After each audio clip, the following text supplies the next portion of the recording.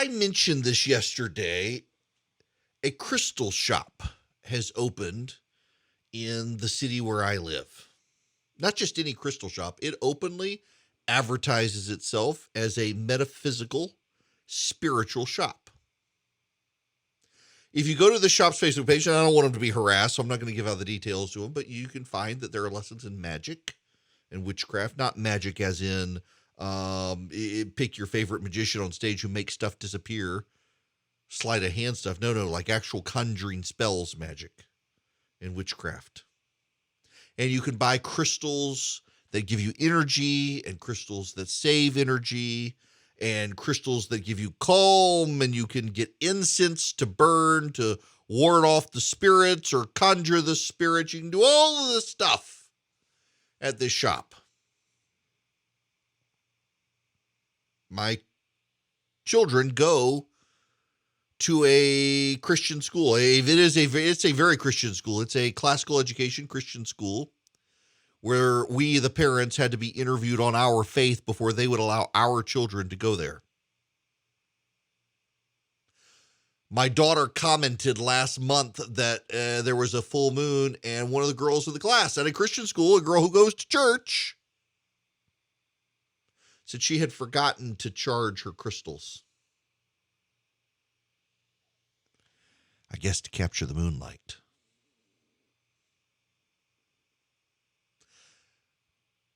There's this weird trend, and I don't think it's a coincidence that they're overlapping. You know, we're in postmodern times, and I if you're a regular listener, this may bore you a little bit, but I've got a lot of new listeners, so be patient with me here. It took me a very long time to understand what it means for it to be a postmodern society. There are a couple of characteristics for postmodernism. You hear it in the way our language has changed. In postmodernism, it's highly, highly relational. And there is no truth.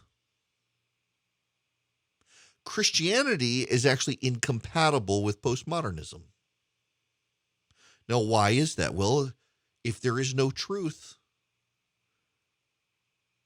Christ says he is the way and the truth. And if there is no truth, and he is objective truth, then there's a clash. So postmodernism, there's no objective truth. There's no objective standard. It's your truth and my truth. You hear people talk about this all the time.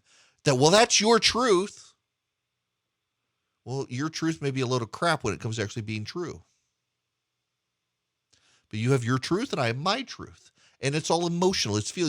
How many people these days say, I fall into this trap, and I try very hard not to, and yet I do. In fact, I was on the phone this morning with an important, influential person, and I said, I feel. I was like, no, you idiot, you think. I think. I don't feel, I think. I don't care what your feelings are. Tell me what you think. And yet we all do it now. It is the postmodern trend of like. I like, I went to the like. No. You didn't like. You don't feel, you think. Except people feel these days. They're emotional. That's postmodernism. And they're very relational. It doesn't matter what the institutional arbiters of truth say. If you don't have a relationship with them, you're not going to believe them. Even if what they say is the gospel honest truth, you're not going to believe them. You have a relationship. You have a relationship with Cletus on TikTok, who does humorous videos that tell you a bunch of lies, but you love Cletus, so he's telling you the truth. It's your truth. That's postmodernism. Cletus tells you the hole on your backside is your mouth. That's where you're going to be shoving your food because Cletus told you so. You like Cletus. That's postmodernism. It's not a coincidence that this new spiritualism is creeping in at this time where everybody abandons real truth. It's not a coincidence that postmodernism comes in as Christianity fades. And the Christian religion is fading. Now, I will tell you, some of you will disagree. I think the Christian religion is the real one. Paul talks about this in Romans 1. Nature itself echoes God's creation. You look around and you see things in God. And people say, well, all the religions, they're just alike. All the religions have these things. Well, yes. We're all made in the image of God. Therefore, we have bits of thought and psyche within us that reflect those things of that creation being made in the image of God, and those things reflected in nature, and we process them, and so everything sounds a little alike. But Christianity is really, really unique compared to the other ones. All of them kind of echo the truth. Some of them have resurrection tales.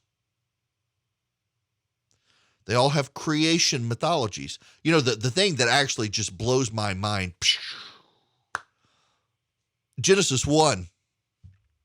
This is Moses writing, a prince of Egypt. And he says there's one God. Now, there is no religion on planet Earth at that time. Even if you take the liberal theologians, well, actually, they were all written during the exilic period when they were all in the Persian Empire. All of this was recreated. Even if you take that, every religion on planet Earth is polytheistic. And here come the Jews. There's just one God. Begotten, not made. Eternal. Now, I take the view it's Moses writing Genesis. And what does Moses say? He puts the stars in the sun. They're in the sky. They're objects in the sky. No religion on planet Earth, even 2,000 years ago, except the Judeo-Christian religion, believed that those objects in the sky were just objects.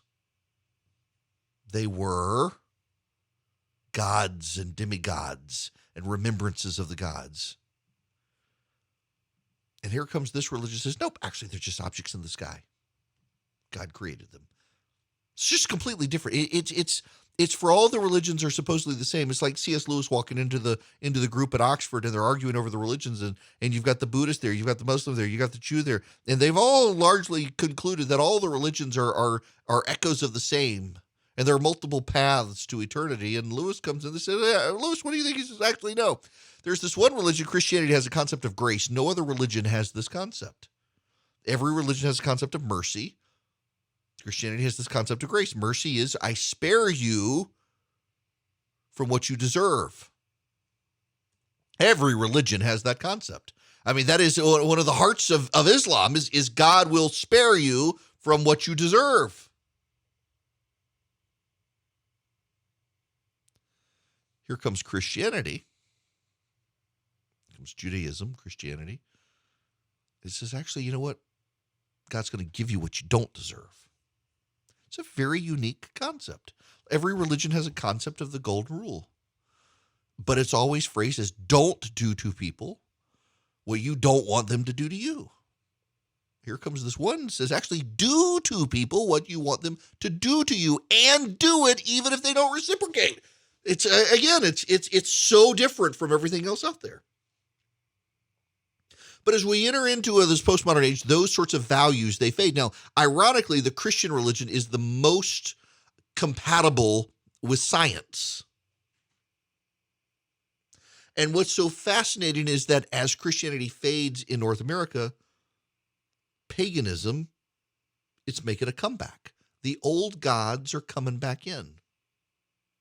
You suddenly see now a rising celebration of abortion. Well, that's just Moloch. People have been sacrificing children to Moloch for thousands of years. I mean, there's actually Vice is writing a piece today on how tragic it is that abortion costs as much. I remember it wasn't that long ago, a decade ago, that abortion needed to be safe, legal, and rare, and now everybody needs to have an abortion. Are you really a woman if you haven't had an abortion? Even men can get abortions too, because apparently now men can get pregnant. It's the old gods coming back. You know, there are actually people who suggest that we need to control the population to save the planet. It's for the harvest, just like with Moloch. It's the old gods coming back. Or now let's get back to the crystal shop. the crystals are actually a pretty ancient object of worship in religions around the world. That there was some sort of power trapped within the crystals, and you could harness the power of the crystals. It's not just science fiction. It's a pretty old pagan practice, and it's coming back. It is coming back. You go to places like Sedona, Arizona. I love Sedona, Arizona. I need to figure out how much it costs priority jet to fly me and my family out to Sedona. I want to go back. It's fantastic. I don't want to have to fly to Phoenix, though, and then drive 2 hours. It's gorgeous out there. Gorgeous. And you go up there, and it's a bunch of hippy-dippy people, spiritualist people. There are crystal shops. There are aura shops. They've got the magic crystal shop you can go in, and they believe these crystals, they are imbued with special powers, and they believe it. But it's creeping into churches as well. Think of all the people in church with the essential oils that are going to cure their cancer and do all sorts of things. My wife is actually a believer in some of what essential oils do. Our kid tends to sleep with a diffuser at night with essential oils because it does. Some of them, they're scent, they help him breathe. But I've had people tell my wife if she'd just take frankincense every day, it'll cure her of her cancer, for which there is no cure. And they believe it. And it's a paganism creeping in. It starts with a doubt of regular medicine. It transcends into an embrace of alternative medicine, and pretty soon you're with the old gods now. It's all creeping back in. You got people doing witchcraft. My daughter has a friend, or had a friend, who is suddenly into witchcraft. As her family goes to church, and she's convinced she can cast magic spells. She has embraced the idea that she could harness the energy of the planet and Mother Earth. It's all very new and very old again. The rise of horoscopes. I was actually talking to a newspaper publisher a week or so ago.